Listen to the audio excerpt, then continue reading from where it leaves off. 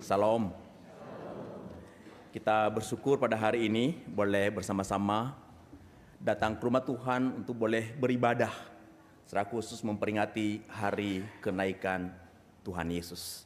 Ini unik ya Bapak Ibu, karena tidak ada pemimpin agama lain yang naik ke surga. Inilah iman kita, ya. Dan juga tidak ada agama lain yang merayakan kenaikan ke surga pemimpin agamanya, hanya Kristen yang merayakan. Tema hari ini adalah Until He Comes Again. Nah, Bapak Ibu dan juga teman-teman, kamu pernah enggak lagi sayang-sayangnya? Pernah lagi sayang-sayangnya? Misalnya ibu-ibu lagi sayang-sayangnya kepada anak, tiba-tiba anaknya harus kerja di luar kota. Pernah merasakan kehilangan? Pernahkah? Anak-anak kelas 2 SMA lagi sayang-sayangnya, tiba-tiba si doi diterima kuliah di Jayapura misalnya. Aduh, rasanya gemes. Lagi sayang-sayangnya, kemudian harus ia pergi demi masa depan. Atau juga mungkin lagi sayang-sayangnya dengan suami begitu ya. Tiba-tiba karena penunjukan pekerjaan harus pergi ke tempat yang lain. Nggak enak ya Bapak Ibu ya teman-teman ya. Lagi sayang-sayangnya begitu ya. Atau ada di sini nggak ada sayang-sayangnya? Semuanya kita tentu mengalami perasaan sayang kepada seseorang. Nah, lagi sayang-sayangnya, Bapak Ibu dan juga teman-teman, lagi sayang-sayangnya ini juga dialami oleh murid-murid. Lagi sayang-sayangnya kepada Yesus. Kenapa saya katakan lagi sayang-sayangnya? Karena hampir atau sekitar 3 tahun terakhir adalah momen sayang-sayangnya. Dan masa 3 tahun itu masa yang terlalu singkat. Sama seperti kita ya, periode majelis baru 3 tahun. Belum dalam tanda kutip berbuat apa-apa, baru mengenal.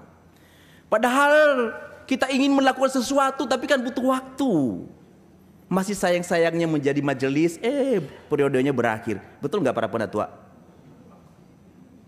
Atau pada kepahitan? 3 tahun udah enggak, masih sayang-sayangnya itu ya. Jadi kalau bisa 2 periode itu lebih baik. Cuma kan kita dibatasi hanya 2 periode ya. Masih sayang-sayangnya. Nah sekali lagi itu yang dialami oleh murid-murid terhadap Yesus. Lagi sayang-sayangnya Yesus harus meninggalkan mereka. Bagi saya tidak mudah. Dan itu juga yang dilihat oleh Tuhan Yesus pada bagian ini. Dalam kondisi lagi sayang-sayang itu, pergumulan mereka berat. Namun satu hal yang dijanjikan oleh Tuhan pada bagian ini, ketika mereka lagi sayang-sayangnya, Tuhan ingatkan bahwa dalam pergumulanmu tenanglah, Yesus belum selesai. Demikian juga kepada kita. Ketika kita merasa ada banyak pergumulan dalam perjalanan kehidupan ini, kita harus ingat bahwa Yesus itu belum selesai dengan kita. Sekalipun ia naik ke surga, bukan berarti ia meninggalkan kita. Ia belum selesai dengan kita. Ia masih bersama dengan kita. Ia masih memberikan kekuatan kepada kita. Ia masih menopang kita. Ia tidak meninggalkan. Ia sangat peduli. Kalau kita perhatikan pada bagian ini dalam ayat 1 dikatakan, janganlah gelisah hatimu, percayalah kepada Allah, percayalah juga kepadaku. Bagi saya ini adalah satu obat di tengah-tengah kegalauan. Sekalipun nampaknya memang kondisi ini tidaklah mudah bagi mereka, karena bagian ini adalah peristiwa sebelum kemudian Tuhan Yesus itu akan ditangkap, lalu menjalani penderitaan yang berat sampai kepada kematiannya. Ini adalah momen-momen terakhir itu. Tapi yang mengatakan sekalipun nantinya ia akan menjalani masa-masa yang sulit, bahkan ia akan mati. Ia mengatakan, janganlah gelisah hatimu. Percayalah kepada Allah, percayalah juga kepadaku. Tentu ini berbeda ya Bapak Ibu ya. Kalau misalnya ada orang tua ngomong begitu sama kita, suatu saat mohon maaf gitu ya, meninggal dunia. Lalu ia mengatakan, percayalah kepadaku, engkau tenang, nanti aku datang tolongin kamu. Kira-kira gimana ya perasaannya? Malam-malam jalan, lalu kita cium aroma, parfumnya babeh nih. Percaya bahwa itu dia datang? Atau justru ngeri sendiri? Jangan ya Bapak Ibu, jangan percaya yang begitu-begituan ya. Itu bukan dia, itu pekerjaan iblis mengambil rupa, mengambil aroma parfumnya saja, mengambil gerak langkahnya saja, tapi itu bukan dia. Ya jangan dipercaya ya begitu-begitu ya. Nah, pada bagian ini sekali lagi Tuhan Yesus mengatakan, janganlah gelisah hatimu, percayalah kepada Allah, percaya juga kepadaku. Kenapa diminta jangan gelisah? Satu hal kalau kita perhatikan dalam ayat 2 sampai ayat 3a mengatakan demikian. Bahwa di rumah Bapakku banyak tempat tinggal, jika tidak demikian tentu aku mengatakannya kepadamu, sebab aku pergi ke situ untuk menyediakan tempat bagimu, dan apabila aku telah pergi ke situ dan telah menyediakan tempat bagimu. Satu hal yang bagi saya menjadi penekanan bagi kita adalah ketika Tuhan Yesus meninggalkan murid-murid, lagi sayang-sayangnya dengan Tuhan, ia tidak pergi ke tempat yang gak jelas. Tapi ia pergi ke satu tempat di mana di sana dikatakan di rumah Bapakku banyak tempat tinggal, dan tentunya di situ juga dia tinggal. Dan ia mengatakan kepada mereka, sebab aku pergi ke situ untuk apa? Menyediakan tempat bagimu. Artinya sekali lagi Yesus belum selesai dengan mereka. Bukan berarti kemudian kalau Yesus naik ke surga lalu ia meninggalkan mereka lalu tidak peduli lagi dengan mereka. Tidak, belum selesai. Ketika ia pergi ke sana, ia tetap bekerja untuk mereka. Ia menyediakan tempat untuk mereka. Jadi belum selesai. Yesus tetap berkarya. Lalu ayat 3b. Dalam ayat 3b firman Tuhan mengatakan bahwa aku akan datang kembali dan membawa kamu ke tempatku, supaya di tempat di mana aku berada, kamu pun berada. Jadi bukan sekedar ia menyediakan tempat di sana, lalu kamu cari jalan sendiri ya untuk bisa masuk ke sana. Jadi saya mengatakan bahwa saya akan sediakan tempat bagimu di surga, tempat keabadian itu, tetapi usaha sendiri ya, dengan amalmu, dengan perbuatan baikmu, dengan ibadahmu, dengan misalnya puasamu, enggak. Tapi pada bagian dikatakan dengan jelas sekali, aku akan datang kembali. Artinya dalam otoritasnya, dalam kuasanya, ia akan datang kembali menjemput dan membawa setiap orang yang percaya kepadanya di tempat di mana dia berada. Kita akan menikmati kebahagiaan kekal, melampaui dari kesenangan apa yang diberikan oleh dunia ini. Lalu ayat 16 sampai ayat 17a mengatakan, aku akan minta kepada Bapa, dan ia akan memberikan kepadamu seorang penolong yang lain, supaya ia menyertai kamu selama-lamanya, yaitu roh kebenaran. Yesus belum selesai. Kalau ia naik ke surga, bukan kemudian ia meninggalkan dan membiarkan murid-murid begitu saja. Tapi ia menjanjikan bahwa aku akan minta kepada Bapa dan ia akan memberikan kepadamu seorang penolong. Sekali lagi ini kepedulian yang diberikan oleh Yesus kepada mereka. Ia tidak tinggalkan. Ia belum selesai. Ia tetap menaruh perhatian kepada mereka.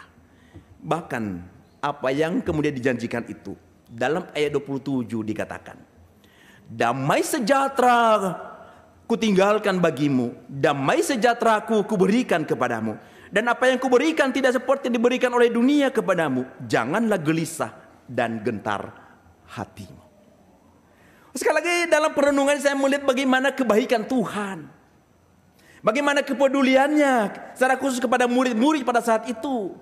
Sekalipun mereka diperhadapkan dengan kondisi yang galau, kondisi yang berat, tapi ia menjanjikan kepada mereka dalam masa-masa yang berat itu, ia akan memberikan damai sejahtera bagi mereka. Saya bisa membayangkan ini, kegalauan itu bagaikan badai, kegalauan itu bagaikan petir yang menyambar. Tapi mengatakan kalaupun ada badai, kalaupun ada petir yang menyambar dalam kehidupanmu, tapi aku akan menghadirkan damai sejahtera, dan damai sejahtera itu cukup untuk menyelesaikan badai hidup. Petir yang menyambar itu, damai sejahtera itu cukup menyelesaikannya. Sekali lagi, bagian-bagian ini, bagian-bagian firman Tuhan ini bagi saya adalah alasannya begitu kuat bahwa Yesus belum selesai dengan kita. Yesus belum selesai. Ia mau menyatakan kepeduliannya. Bahkan kalau saya mau mengutip dalam Mazmur 46 ayat 10, firman Tuhan mengatakan, diamlah dan ketahuilah bahwa akulah Allah. Diamlah dan ketahuilah bahwa akulah Allah. Pada bagian ini mengingatkan kepada kita di tengah-tengah pergumulan-pergumulan, pengalaman kita, kekuatan kita tidak akan bisa menyelesaikan masalah dan tidak bisa menghadirkan damai sejahtera dalam hidup kita. Damai sejahtera dan pertolongan sesungguhnya hanya datang ketika kita diam di hadapan Tuhan. Dan kita mengetahui bahwa Dia adalah Allah. Jadi Allah itu belum selesai dengan kita. Ia tetap menaruh perhatiannya kepada setiap kita. Bapak Ibu, mungkin masa-masa ini adalah masa-masa yang mungkin juga banyak menimbulkan kegelisahan. Bapak Ibu, kegelisahan demi kegelisahan bisa datang silih berganti, dan seringkali kegelisahan itu datang tanpa diundang. Kegelisahan mungkin di antara Bapak Ibu ada yang gelisah dengan kebutuhan hidup. Karena kondisi ekonomi banyak bergumul. Bagaimana ya untuk makan hari ini? Bagaimana ya untuk biaya sekolah anak-anak? Bagaimana ya untuk biaya kuliah anak-anak? Bagaimana ya token listrik udah bunyi tik tik tik. Seringkali kebutuhan-kebutuhan itu mendatangkan kegelisahan tersendiri. Tapi firman Tuhan pada hari ini mengingatkan kepada kita bahwa Yesus belum selesai dengan kita. Ya Allah, sumber dari segala berkat itu akan kemudian memberkati dan mencukupkan kebutuhan-kebutuhan hidup kita. Ia belum selesai. Ia peduli. Ia menolong kita. Bapak Ibu juga dan juga saudara yang mungkin bergumul dengan pekerjaan-pekerjaan. Saya mengerti, tidak mudah. Mungkin antara kita ada yang kehilangan pekerjaan beberapa waktu terakhir ini. Atau juga mungkin ada yang terancam dengan pekerjaan kita. Atau juga mungkin kita bergumul dengan usaha kita. Satu hal firman Tuhan ingatkan, Yesus belum selesai dengan kita. Ia peduli dengan kita. Ia akan menolong kita untuk bisa melewati masa-masa yang nampaknya pun tidak ada damai sejahtera. Tapi Ia sanggup memberikan damai sejahtera kepada kita di tengah-tengah pergumulan-pergumulan. Bagi teman-teman remaja yang bergumul dengan masa depan, mungkin ada di antara kamu yang masih galau-galaunya sekarang ini. Kamu yang kelas 10, kelas 11, mungkin juga kelas 12. Masih galau ini, aku ini ke depan apa ya? Baca ini katanya terancam pekerjaan akan hilang. Baca ini begini, baca ini begini. Lalu saya apa? Belum lagi kalau misalnya konsultasi sama orang tua, oh enggak boleh begitu, kamu enggak cocok dengan itu, papi maunya kamu di sini. Galau kan ya? Sekali lagi, ketika kita diam di depan Tuhan dan membiarkan Tuhan berbicara, disitulah kita bisa menemukan damai sejahtera. Kita tahu persis Tuhan mau apa, Tuhan menuntun. Maka teman-teman remaja, jangan takut, kamu tidak sendiri. Masa depanmu ada di tangan siapa? Tangan Tuhan. Yang penting adalah kamu diam dan tenanglah di hadapan Tuhan. Biarkan Tuhan yang bekerja. Bagi juga setiap kita yang mengalami kelemahan tubuh. Saat ini katanya COVID sudah mulai naik lagi ya. Tapi bersyukur sih tidak ada korban saya dengar. Atau juga mungkin sakit yang lain, sakit menahun. Belum lagi kalau misalnya ada anggota keluarga kita terbaring lemah. Dan tentu itu tidak mudah untuk kami mendampingi, merawatnya. Firman Tuhan ingatkan, Tuhan Yesus belum selesai dengan kita. Ia akan menolong kita dalam masa-masa sulit tersebut. Ia akan memberikan kekuatan yang baru. Ia akan memberikan pengharapan yang baru. Bahkan juga dalam pelayanan kita, dan bukan hanya kita. Di hampir semua gereja mengalami juga masa-masa yang sulit dalam pelayanan.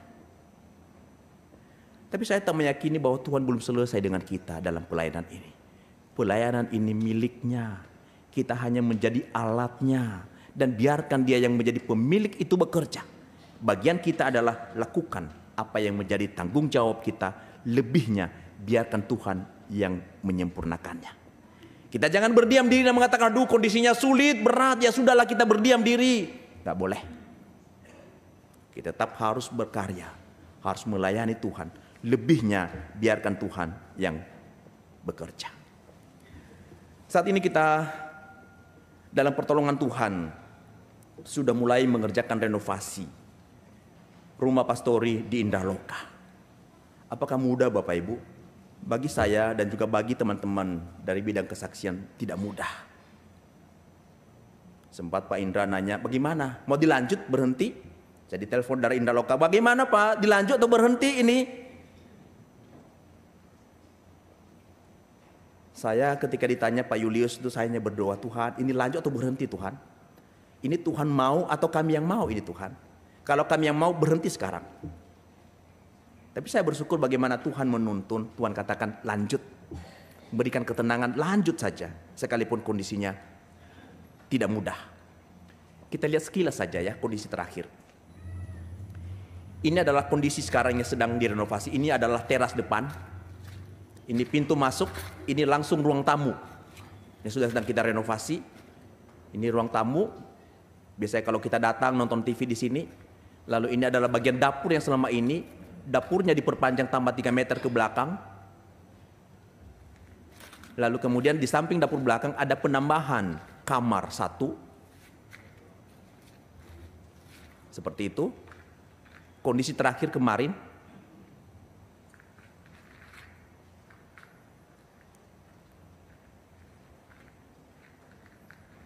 Kondisinya seperti ini, perkembangan sampai hari ini. Ini kembali ke ruang tamu ke depan. Ini kamar rohaniwan kita. Ini ruang tamunya. Itu depan halamannya, halaman pastori. Ini kamar depan yang biasanya suka kita nginap ya kalau ada tim dari Petamburan. Itu sekilas. Ketika tadi malam saya melihat ini dari Pak Indra, video ini, saya bertanya dalam hati, Tuhan, apakah Tuhan membiarkan pastori ini celangap tanpa atap? Apakah Tuhan membiarkan pastori ini hanya beratap dengan langit tanpa dipasang genteng? Tuhan, apakah Tuhan membiarkan pastori ini bercahayakan bintang di malam hari tanpa harus dipasang dengan listrik? Apakah Tuhan membiarkan ini? Saya hanya berdoa tadi malam, Tuhan tidak akan membiarkan. Ada cara Tuhan yang melampaui dari apa yang kita pikirkan. Tuhan belum selesai. Tuhan akan menolong. Ada banyak cara Tuhan untuk boleh membuka pintu berkat sehingga pastori ini akan dibangun selesai dan kita tidak dipermalukan dan Tuhan tidak dipermalukan. Amin. Cara Tuhan ajaib. Bersyukur sampai hari ini dari anggaran 75 juta hanya dalam waktu 2 minggu sudah terkumpul sekitar 30 juta lebih. Bagi saya itu cara Tuhan, padahal tidak ada anggaran yang kemudian kita susun. Tapi cara Tuhan yang ajaib, menggerakkan anak-anaknya. Ada cara Tuhan untuk kemudian memberkati setiap kita dan mengambil bagian. Sehingga bagi saya mau tekankan, Yesus belum selesai. Ia peduli, ia menolong. Yang penting adalah kita melakukan apa yang menjadi bagian dari setiap kita. Yang kedua, dalam penantian kita diingatkan jangan menyimpang ke jalan yang lain. Ini penting. Kenapa saya katakan penting? Karena pada zaman sekarang ini orang sering katakan banyak jalan menuju ke Roma. Semua agama sama saja menuju kepada Tuhan. Semua agama sama saja akan masuk kepada keabadian atau kehidupan yang kekal. Tapi satu hal kita diingatkan hari ini, nggak gitu. Kalau bahasa anak muda saat ini, nggak gitu Yuka. Nggak gitu. Tetapi kita diingatkan bahwa sekali lagi jangan menyimpang, ada jalan satu-satunya. Perhatikan pada bagian ini. Mulai dari ayat 4. Kemana aku pergi, kamu tahu jalannya. Lalu kemudian kata Thomas dalam ayat 5. Tuhan, kami tidak tahu kemana engkau pergi. Jadi bagaimana kami tahu jalannya? Lalu kemudian merespon apa yang ditanyakan oleh Thomas itu. Tuhan Yesus menjawab demikian. Akulah jalan dan kebenaran dan hidup. Tidak ada seorang pun yang datang kepada Bapa kalau tidak melalui aku. Ketika merenungkan bagian ini, saya bertanya dalam hati, siapakah ini orang? Berani ngomong akulah jalan. Kalau misalnya ia mengatakan aku akan tunjukkan jalan, bagi saya itu wajar. Saya akan tunjukkan jalannya ini. Apalagi kalau zaman sekarang ya, kita bertanya mana jalannya, lalu BS mengatakan belok kanan, belok kiri, lurus saja 500 meter, baru belok. Nah, itu namanya menunjukkan jalan. Tapi pada bagian ini yang mengatakan akulah jalan dan kebenaran dan hidup. Bahkan semakin eksklusif lagi ketika dikatakan tidak ada seorang pun yang datang kepada Bapa kalau tidak melalui aku. Yang saya tangkap pada bagian ini adalah otoritas yang besar. Otoritas yang begitu besar dalam dirinya dan berani mengatakan akulah jalan itu, akulah kebenaran itu, dan akulah hidup itu. Benarkah dia jalan itu? Benarkah dia kebenaran itu? Benarkah dia hidup itu? Bapak Ibu dan Saudara, pernyataan dari Tuhan Yesus ini sebenarnya telah menimbulkan reaksi di sepanjang zaman. Kenapa? Karena mereka melihat bahwa agama Kristen adalah agama yang sangat eksklusif. Berani ngomong, berani ngajarkan bahwa Yesus satu-satunya jalan, satu-satunya kebenaran, dan satu-satunya yang memberi hidup. Eksklusif. Dan mungkin dibagi banyak orang konsep ini tidak dapat diterima. Karena sekali lagi di banyak orang mengatakan banyak jalan menuju ke Roma. Dan itu yang kemudian dibawa dalam konsep keselamatan. Lalu kalau kemudian kita perhatikan generasi Y, generasi Z, generasi Alpha. Dengan pengaruh posmo, bagi mereka ini nggak bisa diterima. Karena semuanya ya terserah masing-masing lah. Menurut kamu begitu ya silakan. Tapi kan kalau saya tidak percaya itu ya masalah buat lu. Kenapa? Karena generasi ini lebih menekankan kepada kebebasan, kesamaan, kesederajatan kita. Tidak ada yang merasa dirinya lebih dibanding yang lain. Sehingga banyak kemudian generasi Y, Z dan Alpha menolak untuk percaya kepada Yesus. Bagi mereka itu adalah ajaran yang mustahil dan tidak menghargai hak asasi manusia karena terlalu eksklusif. Belum lagi kalau kemudian kita melihat apa yang disampaikan oleh Tuhan Yesus, akulah jalan dan kebenaran dan hidup ini, tidak ada seorang pun datang kepada Bapa kalau tidak melalui aku, dianggap sebagai sebuah statement yang menyinggung agama lain. Dianggap meremehkan agama lain. Nah, saya mau katakan kondisi itu yang kemudian beredar banyak di tengah-tengah masyarakat, bahkan dalam kehidupan beragama. Sehingga orang-orang kemudian mencoba mencari jalan tengah. Jalan tengahnya adalah kompromi. Komprominya apa? Banyak begitu orang yang mengusulkan untuk ditafsir ulang bagian ini. Jadi perlu ada hermeneutika ulang. Ditafsir ulang kondisi ini. Bahwa secara khusus bagian ini diajarkan oleh Yesus ini hanya berlaku untuk murid-murid saja. Dan bukan kepada orang lain. Sehingga ini menjadi jalan tengah. Lalu juga mereka mengajarkan bahwa di agama lain juga ada kok jalan keselamatan. Jadi tidak pusing. Kalau hari ini kamu mau agama A, boleh. Besok pindah ke agama B, boleh. Besok lagi pindah ke agama C, boleh. Terserah. Karena semuanya ada jalan keselamatan. Namun satu hal yang saya lihat pada bagian ini, apa yang diajarkan oleh Yesus, bahwa dialah jalan dan kebenaran dan hidup. Dan tidak ada seorang pun datang kepada Bapa kalau tidak melalui dia itu, bukan berarti kekristenan itu menempatkan orang di luar Kristen sebagai musuh. Tidak. Sama seperti kalau saya katakan 1 + 1 adalah 2. Kalau misalnya ada orang mengatakan 1 + 1 adalah 3, apakah musuh saya? Tidak. 1 + 1 adalah 2. Saya sedang menyatakan kebenaran matematis bahwa 1 + 1 adalah 2. Nah, saya pikir disampaikan oleh Yesus pada bagian yang menegaskan kebenaran itu.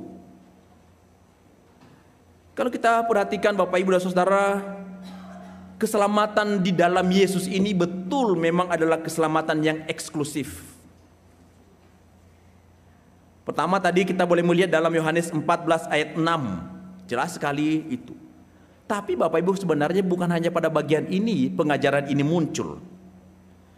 Sebenarnya kalau kita kemudian melihat Kisah Para Rasul 4 ayat 12, hal yang sama juga ditegaskan demikian. Dan keselamatan tidak ada di dalam siapapun juga selain di dalam Dia. Sebab di bawah kolong langit ini tidak ada nama lain yang diberikan kepada manusia yang olehnya kita dapat diselamatkan. Eksklusif kan? Yesus satu-satunya jalan, kebenaran, dan hidup. Lalu bagian lain, saya mengutip apa yang diajarkan oleh Paulus kepada jemaat di Roma. Dalam Roma 8 ayat 1 mengatakan, demikianlah sekarang tidak ada penghukuman bagi mereka yang ada di dalam Kristus. Jelas kan Bapak Ibu ya? Eksklusif keselamatan. Sekali lagi, demikianlah sekarang tidak ada penghukuman bagi mereka yang ada di dalam Kristus Yesus. Sehingga sekali lagi saya melihat pada bagian ini, keselamatan dalam Kristus berdasarkan Yohanes 14 ayat 6 ini adalah keselamatan yang eksklusif. Dan satu-satunya sekali lagi agama yang mengajarkan ini. Sehingga bagi saya, keselamatan itu eksklusif namun inklusif. Maksudnya apa? Betul, keselamatan itu berdasarkan Yohanes 14 ayat 6, Kisah Para Rasul 4 ayat 12, dan Roma 8 ayat 1. Tapi inklusif maksudnya apa? Bukan hanya bagi mereka orang-orang Yahudi, tetapi ini terbuka bagi semua orang yang kemudian menerima Dia. Terbuka kepada suku bangsa manapun, terbuka kepada status sosial manapun, siapapun dia, inklusif. Mereka bisa mengambil bagian dan menerima keselamatan itu kalau mereka mau percaya. Jadi tidak dikhususkan kepada orang-orang tertentu. Nah, saya pikir itulah yang menjadi tanggung jawab kita sebenarnya, untuk kemudian membawa mereka untuk bisa melihat keselamatan yang eksklusif itu di dalam Kristus, sehingga kita semua sekali lagi bisa mendapatkan keselamatan. Ketika kita melihat pada bagian ini dalam Yohanes 14 ayat 6 dikatakan bahwa akulah jalan, kebenaran, dan hidup. Kalau kita perhatikan di sepanjang Injil Yohanes itu setidaknya ada 7 kali Yesus mengatakan akulah. Misalnya ia mengatakan akulah roti hidup, akulah terang dunia, akulah pintu, akulah gembala yang baik, akulah kebangkitan dan hidup, akulah jalan dan kebenaran dan hidup, akulah pokok anggur yang benar. Sehingga kata-kata akulah itu bagi saya sekali lagi menegaskan tentang otoritas. Kata akulah menegaskan otoritas. Otoritas yang kemudian melekat dalam dirinya. Mulai dari Yohanes 14 ayat 6. Lalu kemudian kalau kita memperhatikan dalam Matius 7 ayat 24 sampai ayat 26, sekali lagi saya melihat di sana ada satu otoritas yang besar. Di sana kan berbicara tentang perumpamaan orang yang mendirikan rumah di atas batu dan juga di atas pasir. Lalu perhatikan pada bagian terakhir dikatakan, tetapi setiap orang yang mendengar perkataanku, kata Tuhan Yesus, dan tidak melakukannya, ia sama dengan orang yang bodoh yang mendirikan rumahnya di atas pasir. Apa yang kita tangkap? Otoritasnya. Kalau engkau mengikuti perkataanku, engkau orang bijak. Tapi kalau engkau tidak melakukannya, engkau orang bodoh. Siapa yang punya otoritas berani menetapkan perkataannya sebagai standar tentang bijak dan tidak bijak? Satu-satunya Yesus. Lalu kemudian kalau kita memperhatikan pada bagian lain dalam Matius 5 ayat 38 sampai 39. Di sana kan sebelumnya sudah ada pengajaran mengatakan mata ganti mata, gigi ganti apa? Ganti gigi dong. Mata ganti mata, gigi ganti gigi. Tapi Yesus mengajarkan begini, tapi aku berkata kepadamu, janganlah kamu melawan orang yang berbuat jahat kepadamu, melainkan siapapun yang menampar pipi kananmu, berilah juga kepadanya pipi kirimu. Nah, ini kok berbeda dengan ajaran sebelumnya? Kalau sebelumnya mengatakan mata ganti mata, gigi ganti gigi, mana gigimu? Ini gigiku. Tapi Yesus mengatakan nggak boleh. Kalau kamu ditampar, kasih lagi yang sebelah. Ajaran mana yang mengajarkan ini? Sekali lagi ini dikerjakan oleh Yesus. Dan ia kemudian mengajarkan ini dalam otoritasnya yang besar. Bagian lain kalau kita perhatikan. Yesus itu menyembuhkan misalnya orang kusta, orang lumpuh, perempuan yang mengalami pendarahan 12 tahun lamanya. Sekali lagi saya melihat di dalamnya ada otoritas yang besar. Misalnya ketika Yesus mau menyembuhkan orang kusta, dia ngomong apa? Aku mau, jadilah engkau tahir. Apa yang kita lihat? Otoritas yang besar, kuasa yang besar. Kuasa yang ada dalam dirinya mengatakan aku mau, jadilah kamu tahir. Dan sembuh. Bagian yang lain, ketika ia menyembuhkan orang lumpuh di Kapernaum, dia hanya ngomong apa? Bangunlah, angkatlah tempat tidurmu, dan pulanglah ke rumahmu. Dan itu terjadi. Otoritas kuasa yang besar melekat dalam diri yang mengatakan akulah jalan kebenaran dan hidup itu. Lalu kemudian kepada perempuan yang mengalami pendarahan 12 tahun, dia ngomong apa? Hai anakku, imanmu telah menyelamatkan engkau, pergilah dengan selamat. Sekali lagi dalam dirinya ada otoritas besar. Bahkan ketika ia kemudian membangkitkan anak perempuan Yairus, ia hanya mengatakan apa? Talitakum, hai anakku, kepadamu bangunlah. Yang mati jadi hidup kembali. Lalu kemudian ketika ia membangkitkan anak muda di Nain, dia hanya mengatakan, hai anak muda, aku berkata kepadamu, bangkitlah. Sekali lagi saya mau katakan, orang yang mengatakan akulah jalan kebenaran dan hidup itu punya kuasa yang besar, melekat dalam dirinya. Bahkan yang mati pun bukan sekedar yang sakit, yang mati pun kemudian bisa dibangkitkan. Kepada Lazarus, sudah mati berapa hari? Berapa hari? 4 hari. Ia hanya ngomong begini, Lazarus, marilah keluar. Oh, sekali lagi saya mau katakan, apa kurangnya lagi dalam diri pribadi yang mengatakan akulah jalan kebenaran dan hidup ini. Dalam dirinya melekat otoritas besar yang tidak dimiliki oleh manusia biasa. Bahkan dalam otoritas besar itu, dialah satu-satunya yang bangkit dari kematian dan tidak pernah mati lagi. Oh Bapak Ibu, apakah ada orang lain yang mati lalu bangkit dan sampai hari ini bahkan selama-lamanya tidak pernah mati? Adakah fakta, adakah bukti yang mengatakan orang itu pernah hidup di tengah-tengah dunia ini lalu ia mati dan sampai hari ini bahkan selama-lamanya tidak pernah mati lagi? Adakah?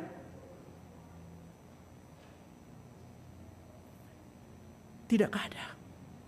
Satu-satunya pribadi yang ia pernah hidup di tengah-tengah dunia ini, ia pernah mati dan ia sudah bangkit dan tidak pernah mati lagi, satu-satunya Yesus.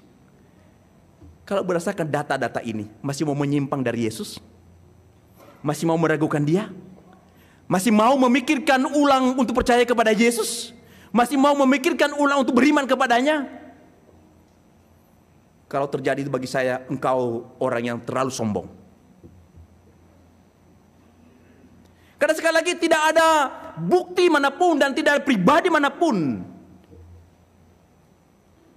yang bisa mengalahkan maut dan tidak pernah mati lagi. Paulus mengakui dalam Roma 6 ayat 9 demikian. Karena kita tahu bahwa Kristus sesudah ia bangkit dari antara orang mati, tidak mati lagi. Maut tidak berkuasa lagi atas dia. Sekali lagi, adakah agama lain yang mengklaim seperti ini kepada pemimpin agamanya? Tidak ada. Satu-satunya dalam Kristus. Sehingga maka saya mau mengajak kita bersama-sama, setelah kita mengetahui siapakah dia ini, jangan menyimpang cuy. Jangan. Rugi. Ini satu pribadi yang telah kemudian menyediakan keselamatan itu bukan karena usaha. Tidak perlu engkau berlelah-lelah untuk mendapatkan keselamatan. Tidak perlu engkau harus kemudian meneteskan darah demi keselamatan. Ia justru menggantikan engkau. Ia meneteskan darahnya untuk engkau dan saya. Ngapain lagi kemudian kita menyimpan dan meninggalkan dia? Karena kemudian ketidakpuasan kita dengan hidup ini? Jangan. Sekali lagi, tidak satu pun yang dapat memisahkan kita dari kasih Kristus. Kesenangan ditawarkan oleh dunia tidak akan bisa memisahkan kita dari Kristus. Bahkan penderitaan pun tidak akan bisa memisahkan kita dari kasih Kristus. Satu-satunya kita dapatkan, sekali lagi, hanya di dalam Yesus. Maka saya mau mendorong Bapak Ibu dan teman-teman, teguhlah dalam imanmu. Engkau percaya kepada Yesus itu adalah keputusan yang paling tepat. Tidak akan engkau sesali seumur hidupmu. Keyakinanmu kepada Yesus itu memberikan kepastian kepada engkau. Bukan hanya hidup di tengah-tengah dunia ini, bahkan hidup dalam kekekalan. Keputusanmu tidak pernah salah. Sekali lagi, kalau Bapak Ibu dan juga teman-teman menghadapi masa-masa yang sulit, itu biasa. Lah Yesus saja sulit kok. Ini berhadapkan dengan banyak masalah. Dalam pelayanan ia harus kemudian berjalan, lelah, berkeringat, lapar, disalah mengerti. Bapak Ibu, kalau kita mengalami yang sama di tengah-tengah dunia ini, jangan mundur dari pelayanan. Terlalu kecil bagi Yesus gara-gara itu mundur dari melayani dia. Kecil bagi dia. Ia sudah menanggung jauh lebih daripada itu. Ia diperlakukan dengan tidak baik. Ia sudah mengalami itu. Tapi hubungannya dengan Bapa di surga menjadi kekuatan tersendiri melewati masa-masa yang sulit ketika berada dalam dunia ini. Sekali lagi, kalau saya, Bapak, Ibu, dan teman-teman menghadapi masa-masa yang sulit dalam pelayanan, jangan berhenti. Kalau engkau mengalami masa-masa yang sulit dalam kehidupanmu sehari-hari, jangan menyimpang dari Yesus, jangan meninggalkan dia. Dia ada dan kuasanya tetap hadir dalam perjalanan kehidupan setiap kita. Sekali lagi saya menekankan hal ini, apapun yang menjadi pergumulan kita, ia ada bersama dengan kita. Amin. Makanya kita hadir pada hari merayakan kemenangan itu. Kita bukan merayakan kekalahannya. Kita merayakan kemenangannya. Ia mengalahkan maut, ia bangkit. Lalu kemudian ia naik ke surga. Dan sekali lagi, tidak ada pemimpin agama manapun yang naik ke surga selain dari dia. Maka jangan meragukan keberadaan Yesus. Tetap teguhlah dalam iman percaya. Maka dua hal ini yang menjadi kunci saya kepada setiap kita pada hari ini. Dalam pergumulan, tenanglah. Yesus belum selesai dengan kita. Artinya ia mau menolong. Ia peduli. Tenanglah. Dan yang kedua, dalam menantikan kedatangan yang kedua kali, diingatkan, jangan menyimpang ke jalan lain. Tetaplah di dalam Kristus. Amin.